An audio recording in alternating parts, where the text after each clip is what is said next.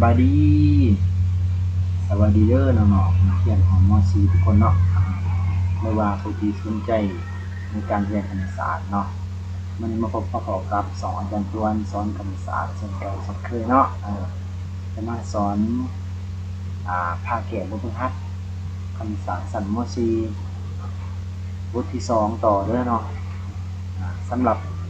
คลิปที่แล้วเขาแก่ข้อที่35เนาะมื้อนี้จะมาต่อข้อที่36ข้อที่45เนาะเขามาเริ่มแก่เลยเนาะก่อนจะแก่ฝากกดไลค์กดแชร์กดติดตามให้2อาจารย์ตวนเด้อเนาะขอบใจเนาะเขาจะเริ่มแก่ตั้งแต่ข้อที่36เนาะข้อที่36มีคำถามว่าหาคูณกับอีกลบ1ทั้งหมดกำลัง2ส่วนกับอีกหารกับอีกกำลัง2ลบ1ส่วนกับหาอีกกำลัง2อันนี้เป็นการหารสำนวนเนาะหารสำนวนสูตรแล้วนะยังจะใส่สูตรตัวนี้เนาะคือว่า a ส่วน b หารกับ c ส่วน d นี้เนาะเท่ากับ a ส่วน b คูณกับ b ส่วน c เท่ากับ a คูณ d แบบ ad ส่วนกับ b คูณ c ได้ bc นี่คือสูตรที่เราจะใส่ในนี้เนาะสำหรับการหาสำนวนก็คือตัวนี้เนาะ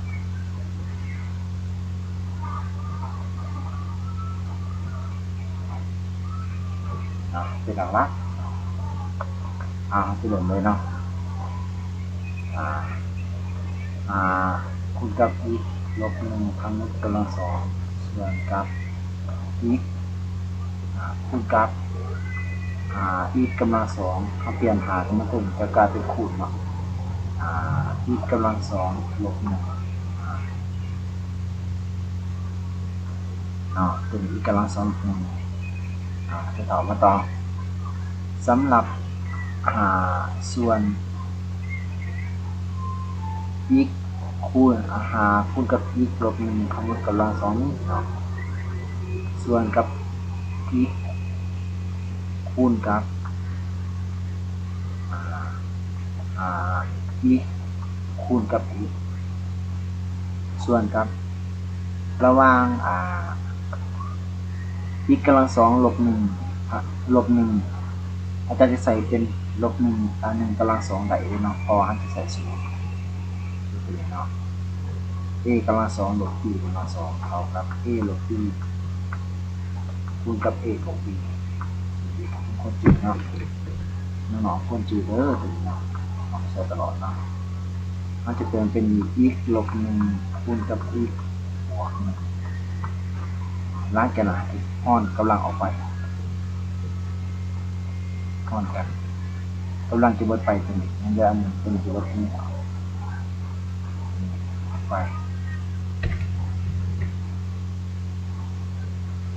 จะเท่ากับ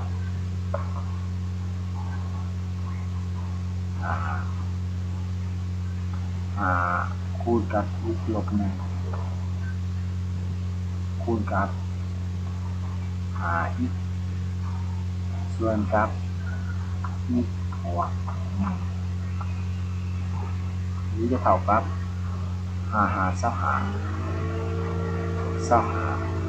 อีกคูณกับอีกลบ1ส่วนกับอีกบวก1เองเนาะ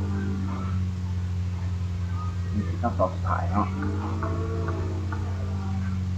ต่อไปจะแก้ข้อที่37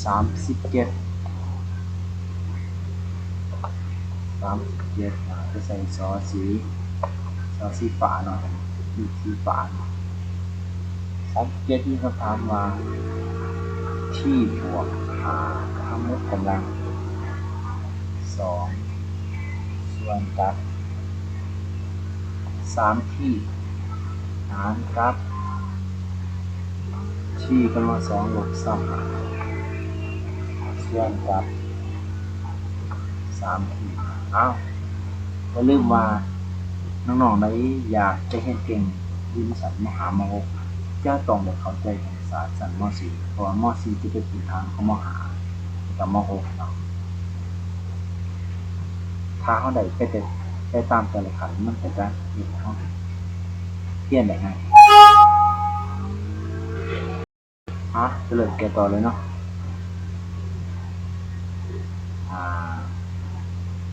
ที่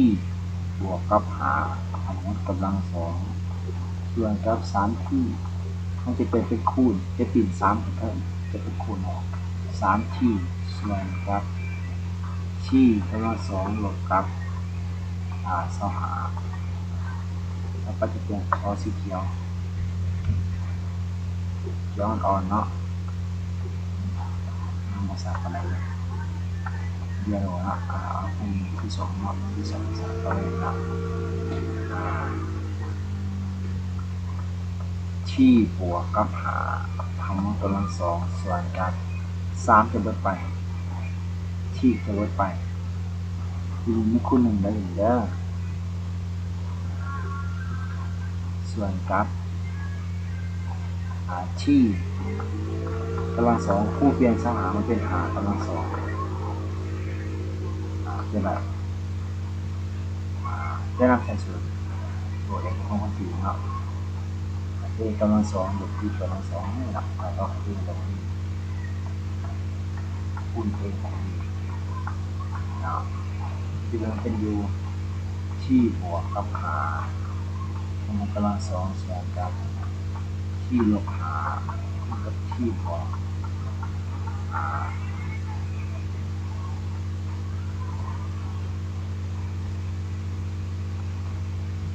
กำลังสองจะวนไปมันจะ1เนาะแสดงว่าคำตอบเป็นที่บวกหาส่วนกับที่ลบหาที่คำตอบสุดท้ายมันหอนกับอะไรเลยคำ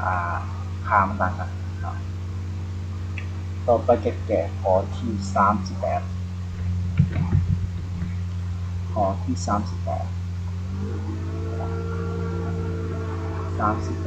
คุณจะลองใส่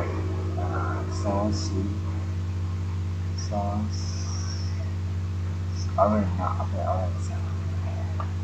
สีส้มนะ s บวกกับ3กำลังสองส่วนกับหารกับ s กำลังสองลบเก้าส่วนกับ 5x เท่ากับเป็นกระแมน s บวก3กำลังสองส่วนกับคูณกับปีหักเท่า i ส่วนกับ s กำลังสองลบเก้า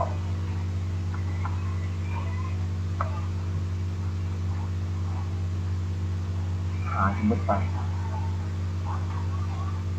มันเหลืออยู่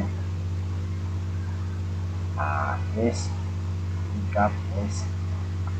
บวก3กำลังสองส่วนกับคู่เปลี่ยนมาเป็น s กำลังสองลบกับ3กำลังสองออกเก่าเลยเท่ากับจะนำใส่สูตรตัวนี้แหละใส่สูตรนี้ครับมันจะต้องเป็น s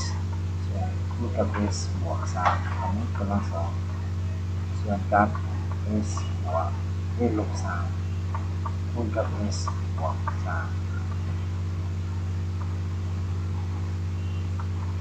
และ s บวก3ลดไปต้องเหลือ s บวก3กำลัง1เนาะคำตอบเป็นจะเป็น s คูณกับ s บวก3ส่วนกับ s ลบ3ถ่ายเนาะลบข้อที่38ก็ไปแก้ข้อที่39เนาะน้องๆได้บอกเข้าใจสามารถคอมเมนต์ได้เนาะสามารถคอมเมนต์ถามอาจารย์กันได้นะ39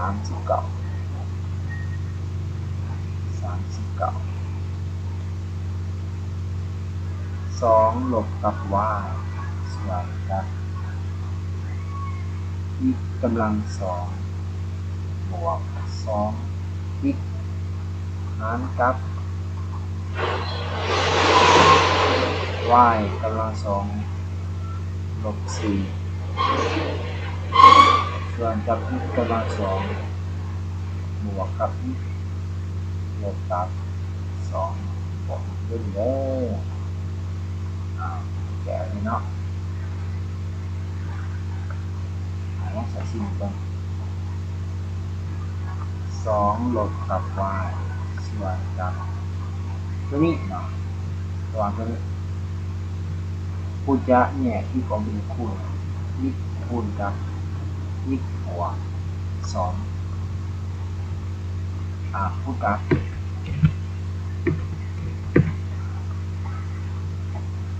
อีกเป็นเพิ่มเนาะอีกกำลังสองบวกกับอีกลบสองส่วนกับ y กำลังสองลบสี่สองลบ y ส่วนกับอีกคูณอีกบวกสองส่วนกับคูณกับตัวนี้คูณจะเนี่ยออกเป็นสักคูณการจะเนี่ยคูณออกเป็นสักคูณจะได้อยู่อีกลบอีกบวกสองคูณอีกลบหนึ่งน้องไว้บอกเข้าใจสามารถเรียนขึ้นใหม่ได้เนาะอาจารย์ที่สอนให้จะเป็นกันเนี่ยออกสักคูณเนาะแต่ว่าคลิปนี้เนี่ยจะสอนอยู่ชั้นม .4 ก่อนคลิปหน้าจะสอนอยู่ชั้นม .3 ม .2 กับม .1 เนาะจะสอนแต่ม .1 ม .7 เนาะน้องๆได้บอกเข้าใจสามารถติดตามได้เนาะตัวนี้คุณจะเป็นอยู่ y กำลังสองลบสองกำลังสองและนำใส่สูตรก็คือนี่เนาะและสูตร a กำลังสองลบ b กำลังสองนี่นะครับ a ลบ b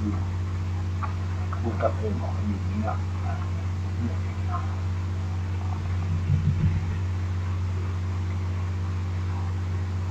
ครับ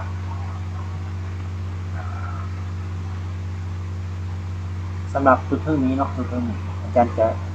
ตีลบใส่เปลี่ยนถูกเป็น y บวก y ลบสองลบคูณลบเป็นบวกเก่าเลยอีกตัวนี้จะเบิดไปไหนเนาะเบิดไป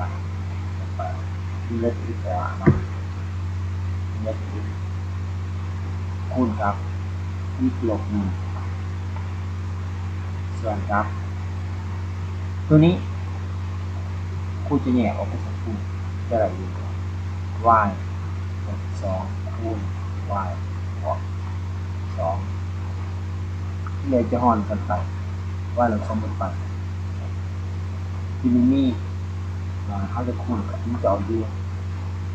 อีกลบหนึ่งส่วนกับอีกคูณกับ y บวกสองเนาะจบสุดท้ายเนาะสำเร็จสำหรับข้อที่39ลบเป็นยมนำเนาะเป็นแหลมนำได้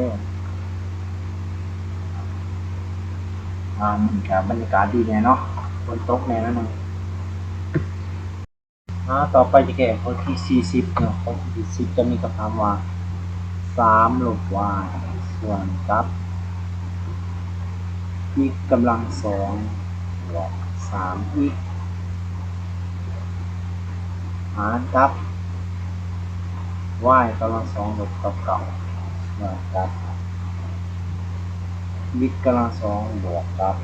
อีกลบ6จะเท่ากับ3ลบ y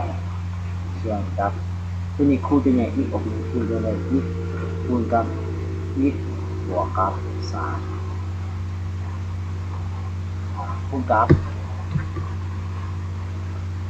จับส่วนลุมเทิงจะกัดจะคูณเนาะอีกกำลังสองบวกกับอีกลบ6ส่วนกับ y กำลังสองลบ9เท่ากับ3ลบ y ส่วนกับอีกคูณกับอีกบวก3คูณกับส่วนนี้คูณจะเนี่ยออกเป็นคูณเนาะส่วนนี้ได้เป็นไงมันจะได้อยู่อีกบวก3คูณอีกลบ2 ส่วนกราฟตัวนี้กูจะเปลี่ยนเป็นวง y กำลังสองลบกับ3กำลังสองนำใส่ตัวคนอื่นเนาะมันไปเนาะตัวได้ห้องใดห้องไปเลยมันจะเห็นให้เลขเอาสั่งเขาเนาะแล้วกูจะเปลี่ยนอักษรนี้เนาะเปลี่ยนมันเป็นลบ y ลบ3ส่วนกับคูณกับลบ2ส่วนกับตัวนี้น้ำใส่ก็คือจะได้ y ลบ3ก็ y บวก3ครับตัวได้ไม่ห้องใดห้องจะห้องไปเลยเนาะ y ลบ3 y ลบ3แล้วได้ลบลบ2ส่วนกับคูณกับ y บวก3เบิร์ดนะสุดท้ายเป็นคำตอบนะต่อไปจะไปต่อข้อที่41ข้อที่41นี่เขาถามว่า a บวก b ส่วนกับ c ลบ b หารกับ a กำลัง2บวกกับ 2ab บวกกับ b กำลัง2ส่วนกับ c กำลัง2ลบ b กำลัง2บวกกับตัวนี้เราสามารถแก้ได้ที่ว่า a บวก b ส่วนกับ c ลบ b สูตรที่เรานำใส่ก็คือสูตรเก่าเด้อเนาะอย่างสูตรขึ้นเนาะอย่างออกเขาลุ่นสูตรเขานำใส่ก็คือสูตร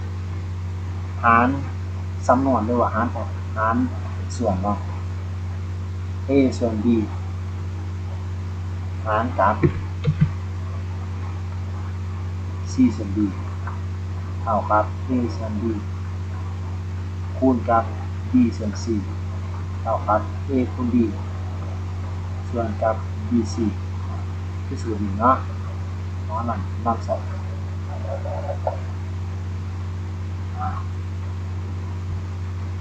เปลี่ยนจากเลข5มันเป็นเลขคูณอาจจะb ก็ไม่มีเพิ่มนะเล่นนำใส่แค่คูณเลขส่วนที่เก่าคูณกับ c กำลัง2ลบ b กำลัง2ส่วนกับ a กำลัง2บวก 2ab บวก b กำลัง2และนำใส่สูตร a กับพวกก็จืดตัวนี้เนาะคือว่า a บวก b ลดกำลัง2เท่ากับ b กำลัง2บวก 2ab บวก b กำลัง2จะเปลี่ยนเลยเนาะเปลี่ยนได้เท่ากับ a บวก b คุณใช้วงเล็บเนาะส่วนกับ c ลบ b คูณกับตัวนี้จะสามารถนำใส่สูตร a กำลัง2ลบ b กำลัง2เท่ากับคูณ a บวก b นี่เนาะเปลี่ยนเลย a ลบc ลบ b เนาะ c ลบ b a คือ c b คือ d c บวก d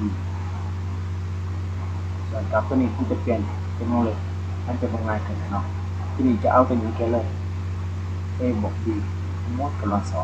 2หลังจากนั้นเขาจะฮอนเวิร์ดไปเนาะเวิร์ดไปนะสิ่งที่ a บวก b เวิร์ดไป a บวก b เวิร์ดไปอันหนึ่งคำตอบสุดท้ายนะครับซึ่งถือว่าก็คือว่าc บวก b ส่วนกับ a บวก b เนาะก็สุดท้ายกันเนาะมันหารกับอะไรเด้อเนาะเพราะว่าตัวอักษรมันบอกกันในหารอะไรต่อไปจะประแกะข้อที่42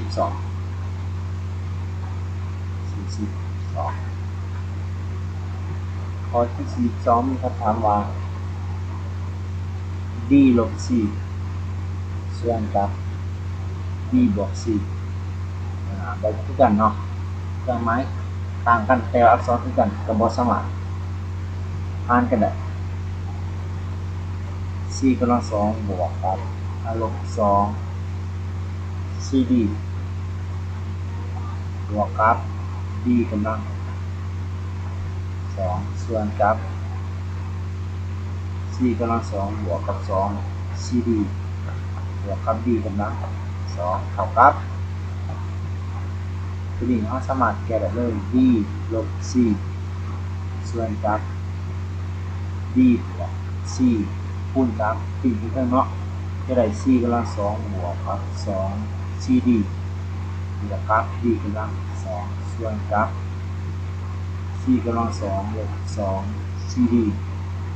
บวก d กำลัง2สูตรถ้าเราใส่สูตรที่1ก็คือตัวนี้เนาะสูตรที่2คือสำหรับผักสรุปใส่สูตรนี้เนาะใส่สูตรลบ a ลบ b a ลบ b เนาะ a ลบ b สมมุติกำลัง2เท่ากับ a ลบ b เนาะมาเด้อแล้วกับ a กำลัง2ลบ2 ab บวก b กำลัง2เดี๋ยวนี้โบเลขของเราเป็นตัว c กับตัว d แต่ว่าเราจะเปลี่ยนเนาะจาก a มาเป็น c ก็แล้วกันเนาะตัวนี้ก็สามารถจะได้ b ลบ c ส่วนกับ b บวก c คูณกับเปลี่ยนเลยเนาะเปลี่ยนมาได้ c บวก b ทั้งหมดกำลัง2ส่วนกับ c ลบ b ทั้งหมดกำลัง2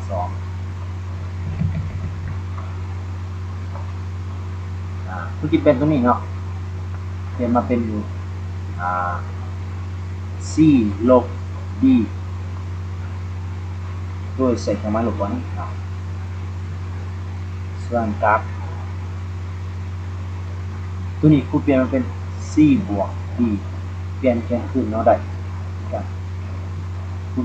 คูณกับ c บวก b ทั้งหมดกำลัง2ตัวนี้ใส่วงเล็บหน่อยมันสวยงามครับ c ลบ b ทั้งหมดกำลัง2หลังจากนั้นเราจะฮอดกันไปเท่ากับลดไปกำลังหมดไปลดไปกำลังหมดไปตัวนี้ลดกำลังเลยแต่ว่ามันยังเหลืออันหนึ่งเนาะลบกับ c บวก b ส่วนกับ c ลบ b เมื่อสมข้อที่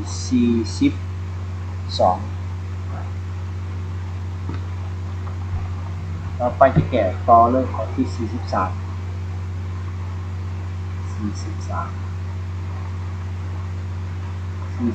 มีคำถามว่า x กำลัง2บวกกับ 4x บวกกับ3รวมกับ x กำลัง2ลบ 4x บวก3หารกับ x กำลัง2บวกกับ 5x บวกกับ6รวมกับ x กำลัง2ลบ 5x บวก6น้องๆเขาเห็นแบบนี้บ่ต้องตกใจเนาะมันจะแก้ง่ายขึ้นในเมื่อขาเนี่ยส่วนคุณเป็นเนาะแต่ละอันเนี่ยคุณเบิดมันเป็นอย่างไรก่อนอื่นมันก็จะต้องเขียนให้มันของรูปแบบมันก่อน x กำลัง2บวกกับ 4x บวกกับ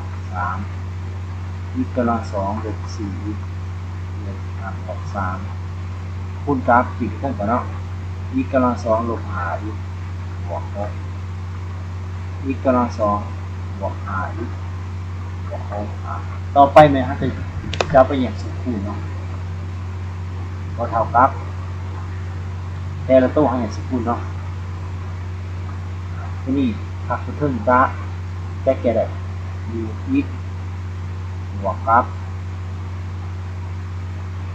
เท่าไหร่ x บวกกับ3คูณ x บวก1ส่วนกับรวมสามารถเนี่ยแบบ x ลบ3คูณ x ลบ1คูณกับตัวทึ่งสามารถเนี่ยแบบเป็น x ลบ3คูณ x ลบ2ตัวรวมสามารถเนี่ยแบบ x บวก3 คูณ x บวก2แล้วเขาจึงฮอดตัวไปนอนกันไปลบ3เบิดไปลบ1ยังเหลือที่บวก3เบิดไปคำตอบตัวนี้จะเข้ากับ x ลบบวก1คูณ x ลบ2ส่วนกับ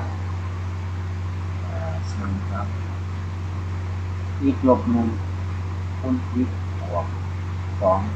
2คือคำตอบสุดท้ายเข้ามาลบ3เนาะน้องๆได้มีปัญหาของเข้าใจถามแต่ไหนเนาะคอมเมนต์ด้านล่างเด้อคอมเมนต์ใต้คลิปกันแล้วกันอาจารย์ร้านเข้าใจคลิปนี้เนาะอาจารย์อินเสิร์ตสร้างคลิปมาอธิบายคือขอนั่นเนาะต่อไปจะแกะข้อที่44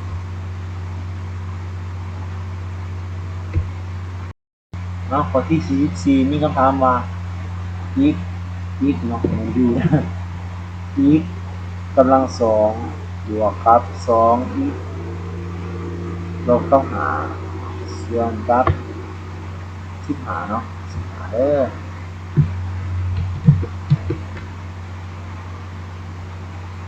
ส่วนกับ x กำลัง2บวก 8x บวก15หารกับ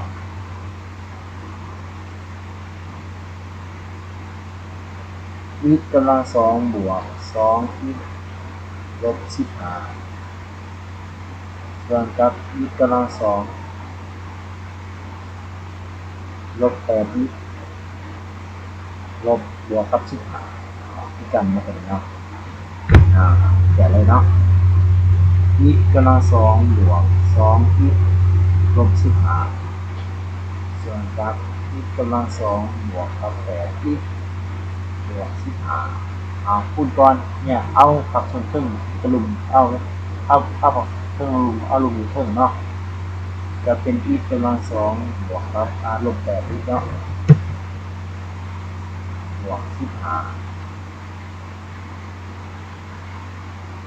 กำลัง2บวก 2x ลบ15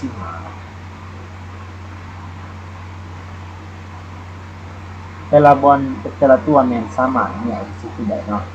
เบิ่งเทิงแบบสามารถเนี่ยได้อีก15เอายังคือกันเดี๋ยว15เนี่ย3หา15บวก5คูณอีกลบ3ส่วนกับกระลุมอีกบวก5คูณอีกบวก3คูณกับ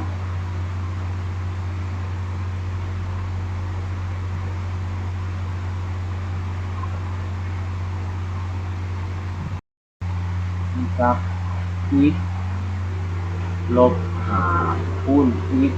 ลบ3ส่วนกับ x บวก5คูณ x ลบ3เนาะกันมาเป็นเนาะ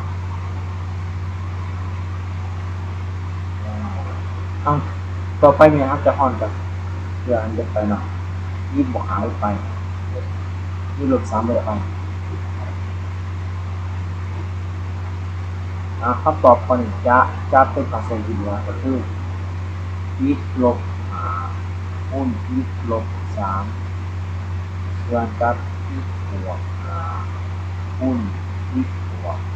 3แต่มีห้อนบ่ได้เด้อเนาะเครื่องหมายต่างกันในบ่สามารถห้อนได้เนาะต่อไปจะเป็นข้อที่45ซึ่งเป็นข้อสุดท้ายในคลิปนี้เนาะ45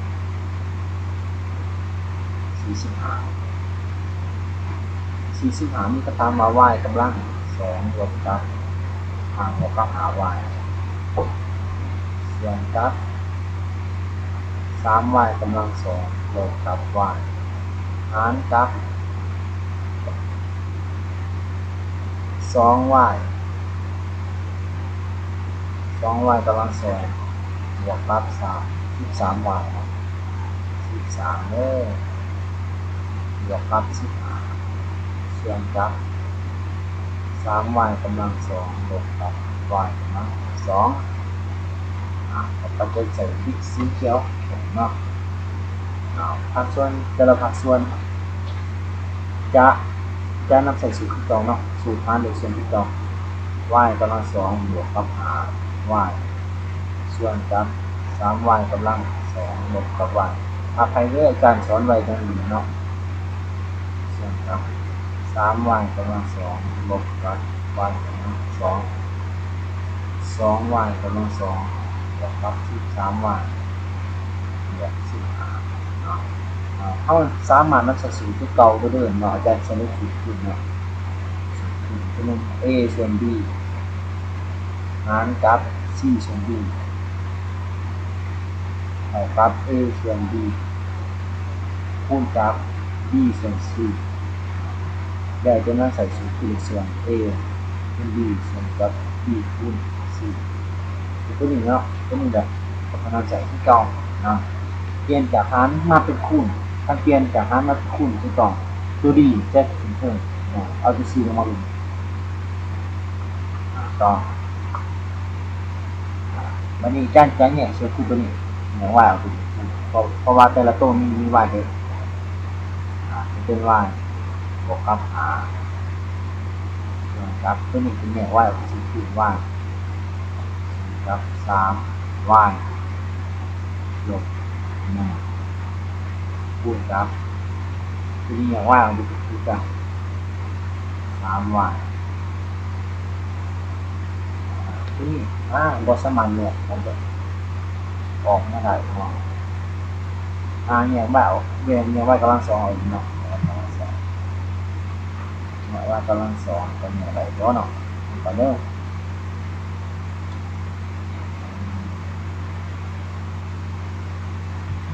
บอสมันอะไรเนาะลบเลยมันเป็นเหลือเนี่ยคือเราอยู่2วันกำลัง2ส่วนครับเพราะว่าอันนี้ก็ว่ากำลัง2นี่ก็ว่ากำลัง2สามารถลบกันได้บ่แม่นเนาะอภัยเด้อเนาะเขียนผิดเนาะตัวนี้จะเป็น y กำลัง3เด้อเนาะ y กำลัง3ได้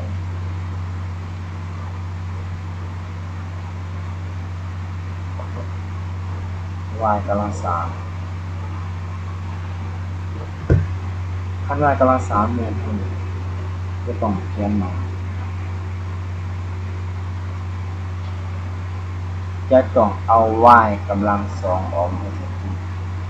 จะได้ 3y ค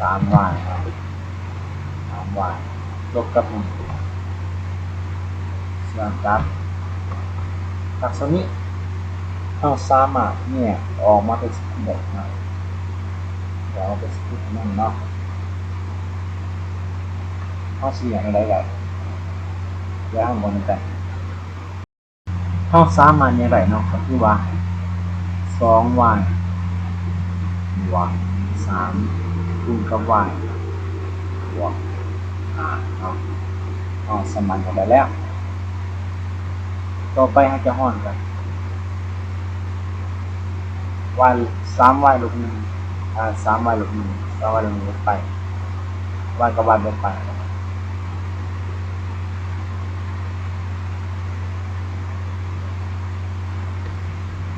ต่อไปจะยังเหลืออยู่ y กำลัง2